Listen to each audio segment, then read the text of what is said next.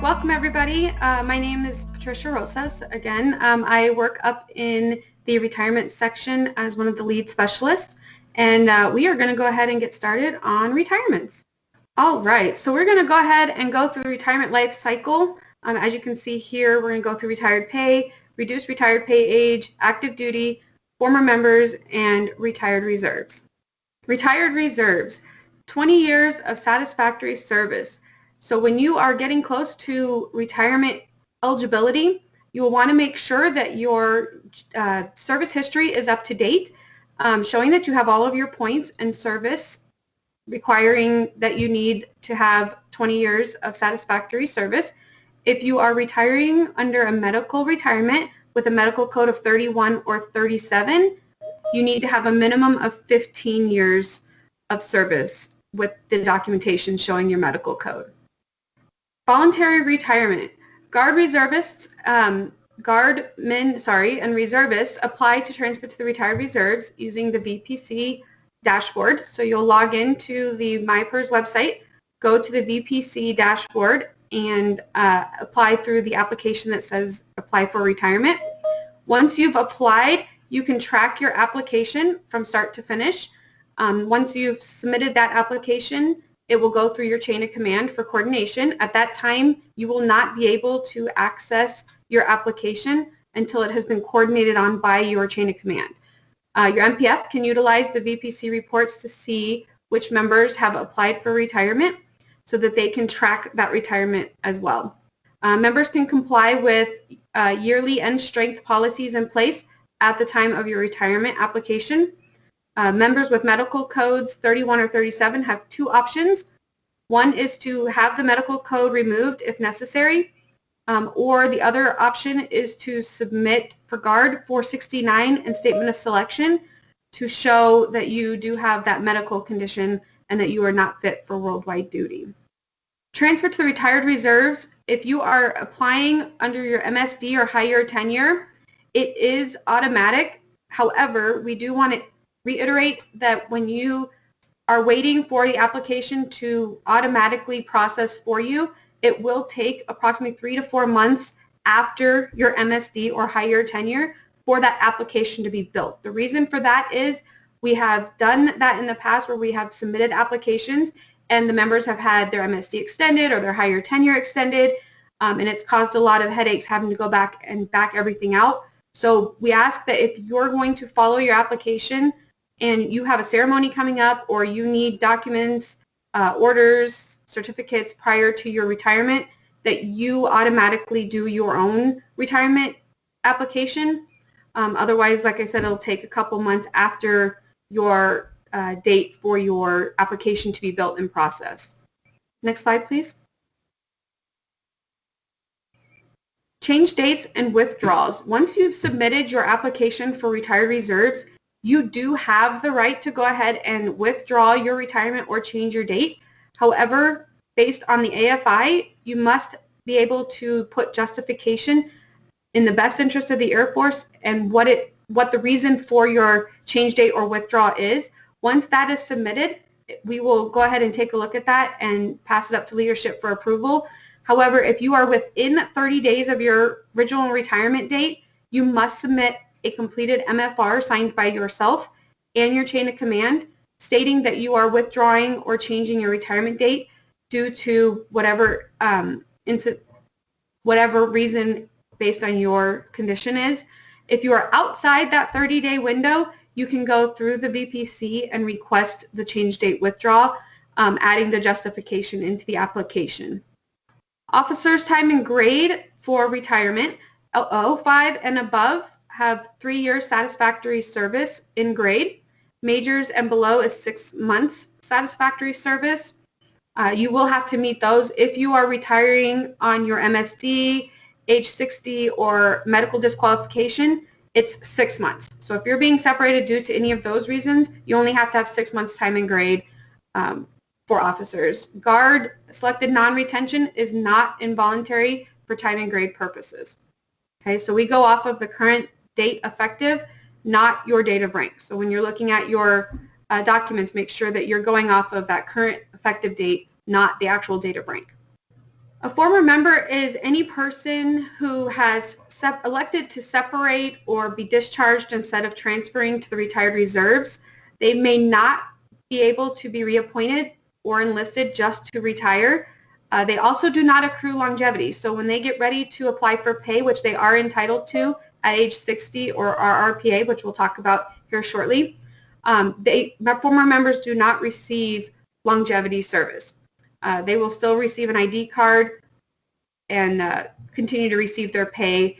However, when they do go to have their pay calculated, if they have come into the service on or after 1980, it's going to be based on the average of their last 3 years prior to the date of discharge, and they will take the average of those 3 years and calculate your pay based on that. If you came in prior to 1980, then your pay would be based on the pay scale in effect at the time that you retire.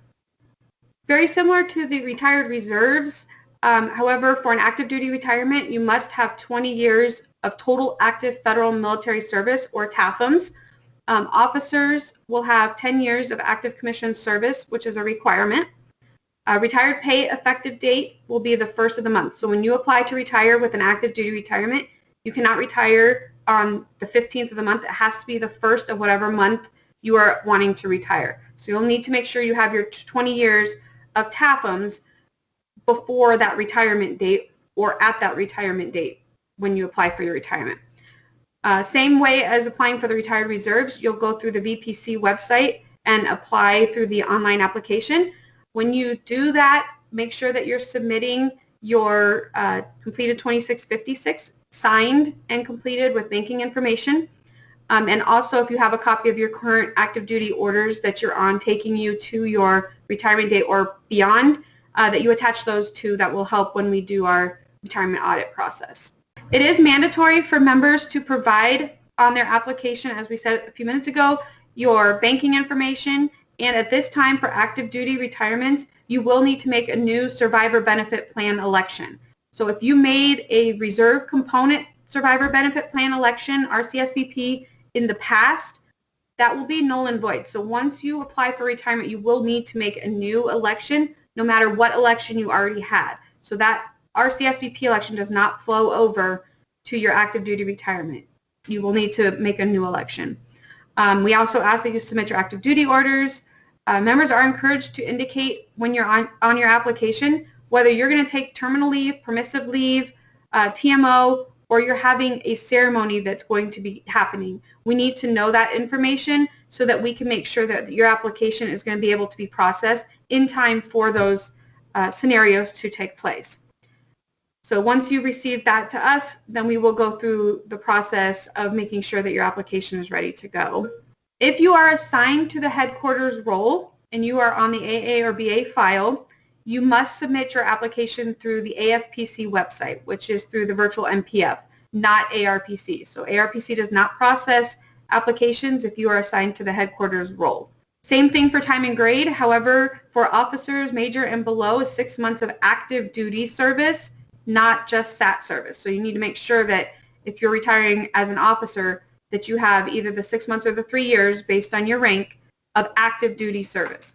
Okay, involuntary separation, MSD, or involuntary separation from active duty is 6 months active duty service. Reduced retired pay application. This is when a member is looking to retire and draw pay sooner than their 60th birthday.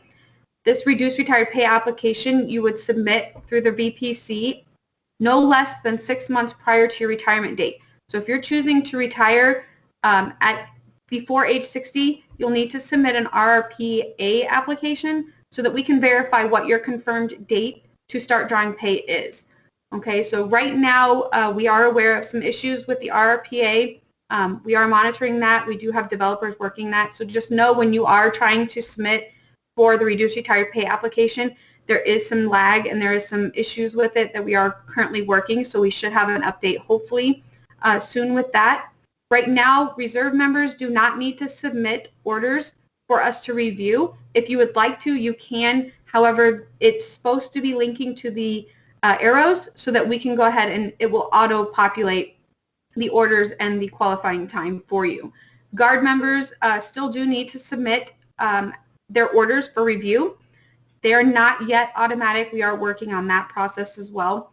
But if you do have questions about RRPA, please let us know and we can work with you on that. Be sure to check that you are tracking all of your orders and making sure that once we reviewed your RRPA, that you go through and just review your reduced retired pay application and make sure that there's not any time missing that we could have qualified for you, okay? So just make sure that you're watching that application when you get it back saying it's been reviewed. Okay, don't wait for us to contact you to submit that reduced retired pay application. You'll want to go ahead and apply yourself. You can start that as early as the beginning of your career, and it'll just be a continually running application that you can use throughout your career up until the time that you start reduced retired pay. So we just ask that you monitor that for yourself. Reduced retired pay application, when you're submitting these orders, it's time that qualifies or doesn't qualify starts on 28 January of 08. So anything prior to January of 2008 is not going to be qualified or be even looked at towards reducing your retired pay age. So make sure when you're submitting those that you're not submitting stuff prior to 2008.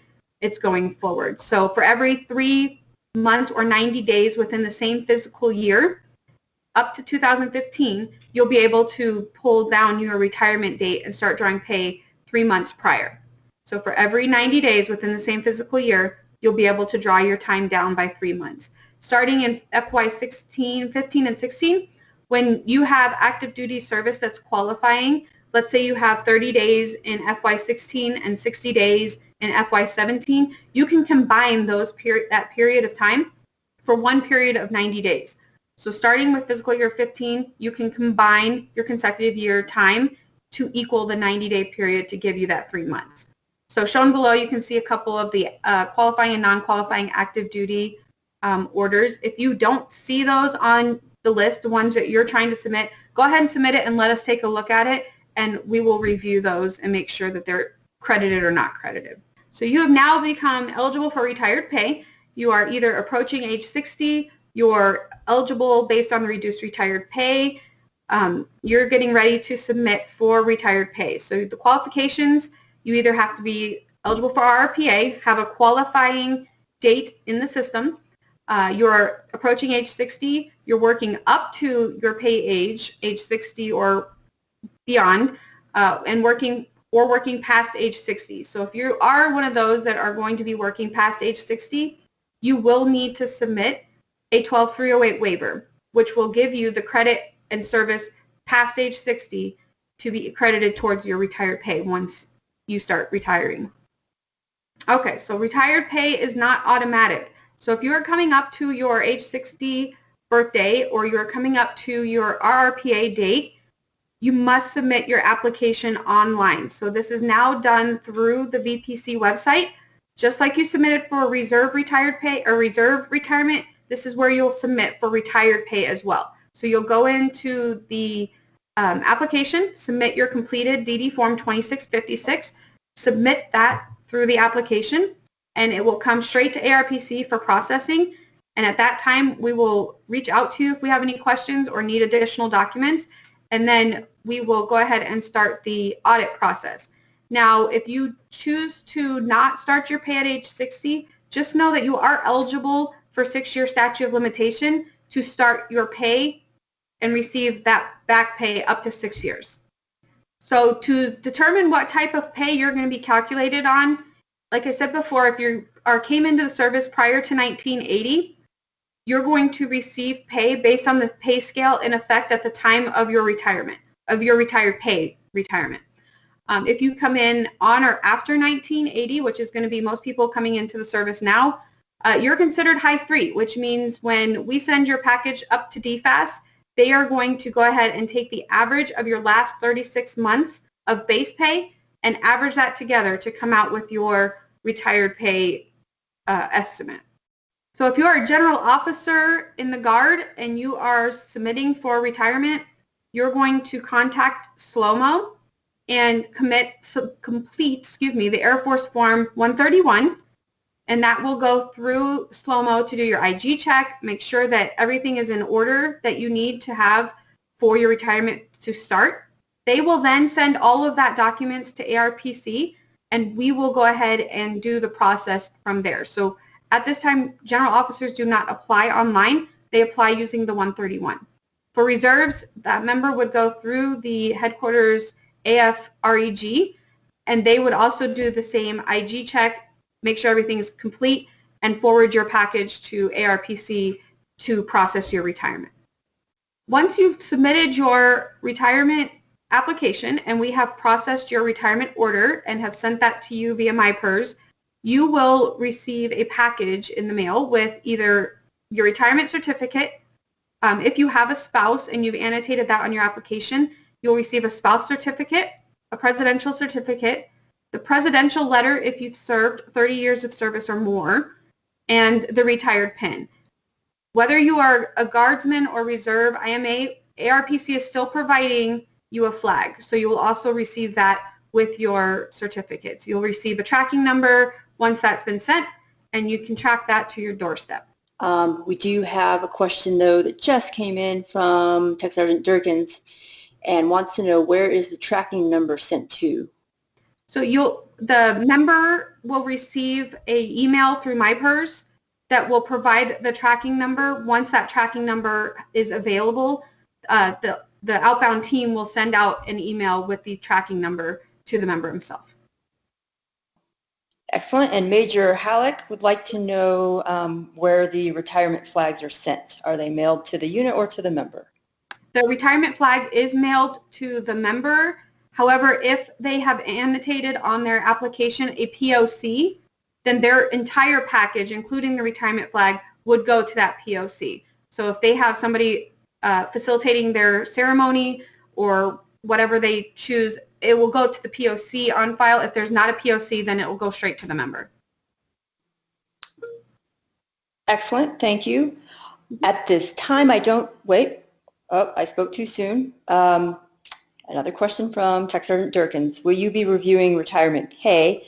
What is the best way to calculate for an AGR member? Is it the 1405 calculator?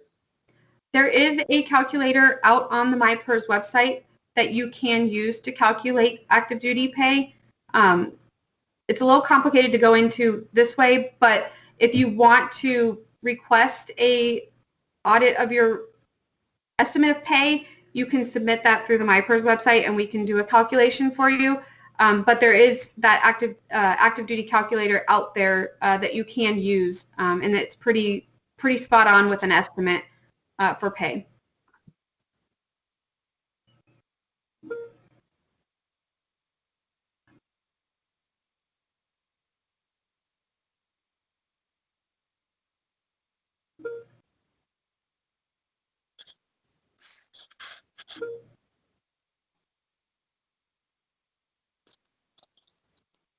In other words, I guess, is there another way to go about submitting retirement information not through MyPERS?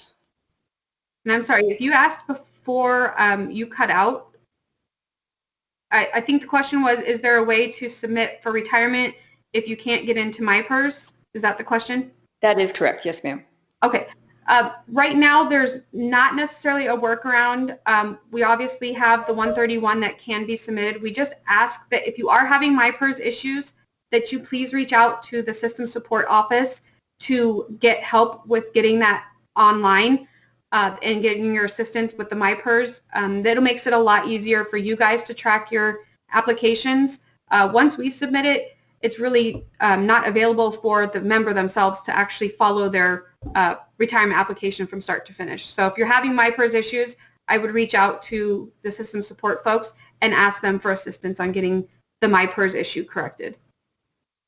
Thank you, Ms. Roses. Now a question from Tech Sergeant Coe. If a member is recently retired and they did not receive their order, can their CSS reach out to us at ARPC for a soft copy of that retirement order? They can, as long as they provide us the information that we need to pull up that order. The member can also reach out to us and we can either mail it to them, physically mail it to them, or we can attach it to their MyPERS account. Thank you. And Chief Kuma would like to know if there are any efforts or changes in notifying the gray area retirees to apply for retirement.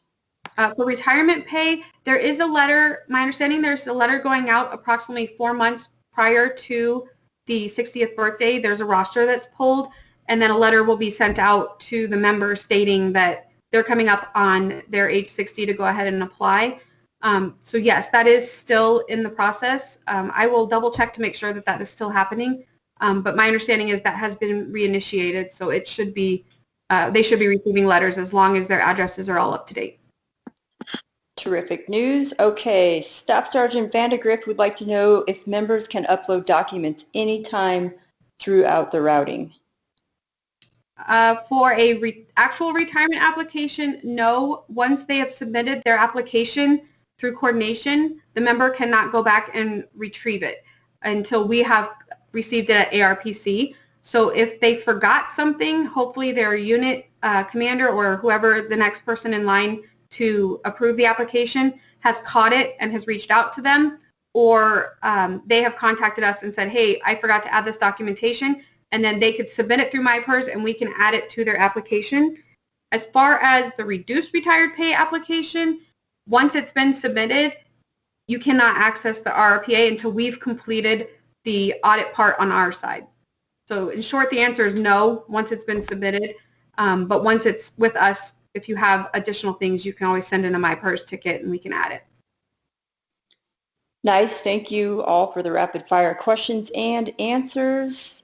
I don't see at this moment in time any more questions, but for those who asked questions, feel free to continue typing in the chat or use your mic to ask for any clarification or expounding on any answers that you may have received, or if there are any participants out there who have questions that you don't feel like typing and you want to talk, go for it.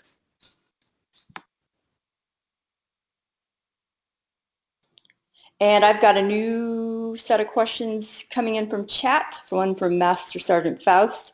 If an application has been disapproved, will the member be notified? Yes, the member will receive an email from the MyPERS website and also from us stating that their application has been disapproved. We will provide the reason why the application was disapproved, and then the member can go ahead and clarify or fix whatever the issue was and resubmit a brand new application.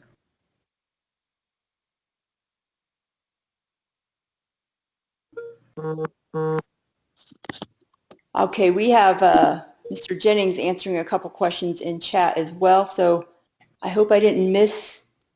Looks like I got a question from Miss Renata Webb, and I don't know if Mr. Jennings has answered it yet, but I will ask it. If a member is planning a retirement and their R&R year flips on or around the desired retirement date, can they still apply for the retirement on that date without jeopardizing their SAT years of service? More specifically, the member at the time of the R&R year flip will have 20 years, 4 months, and 11 days.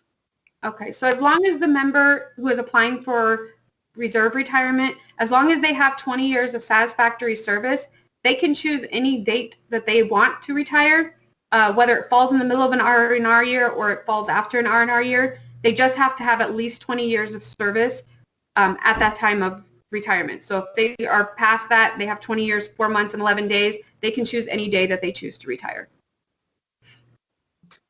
Great, and I think this is a question a lot of people could benefit from. Where can gray area members keep their addresses updated? We ask that you make sure in your MyPERS account that your address is updated. Also making sure that your information through the VPC is all updated. So anytime you have an address change, you can also submit it through the MyPERS website and update your address there. And then it will flow wherever else it needs to go so that we make sure we have the correct address on file. Thank you. I've got a question from Tech Sergeant Gregory, and Tech Sergeant Gregory, feel free to jump in if I butcher your question. But for an officer that is retiring, due to medical unfit findings, does this member still have to meet the 6 months as an officer in order to retire at current grade? Yes, they do need to have 6 months in that grade to retire at that grade. for a medical condition. Yes, correct. Perfect. All right, participants, are there, every time I say, are there any more questions, there's definitely more questions. Yes, retirements are very popular. Okay, another question from Tech Sergeant Co. What is the minimum amount of time a member can apply for retirement without running into issues? We ask that you give us at least 6 months from the date you submit for your application to be processed prior to your retirement. We have done them with less than 6 months notification. However, we just cannot guarantee that everything is going to be completed. Once we do our audit, if there's an issue, it could slow down your retirement if we have to reach out and get additional information. But we just ask that if you can give us 6 months, great. If you can't, we understand that there's other conditions that we need to do that a little bit quicker. Thank you. We've got a 502F orders question, but it looks like Mr. Jennings might be answering that right now. Okay. And the question is, do 502F orders count towards reduced retirement? So that's been a tricky one for a while. Some 502Fs have now been reviewed by legal and have been determined as qualifying. We can't really go into specific as to which ones do and which ones don't. There's a memo out there that really goes into details, but there's certain criterias that need to be on those orders for those 502Fs to count. Counter drug orders, for example, are ones that are not qualifying at this time. But if you have questions about your 502 order, go ahead and just submit it, and we will review it with the rest of your reduced retired pay application. But yes, there are some 502Fs that do qualify. It's just very specific. Thank you for that. And Tech Sergeant Durkins would like to know, do you suggest using the RSBP calculator for AGRs to calculate pay? There is a section where you drop in points. In your experience, is this calculator accurate? We can't say it's accurate. It's a good estimate. We can't provide an accurate amount. We can only provide an estimate. So it is close. It's just going to determine what DFAS calculates once they've received your pay. Unfortunately, they're the final pay authority, so we can only just provide an estimate. But that is a good calculator to use. We can also send you guys out a link to the calculators out there that you guys can use for calculating active duty.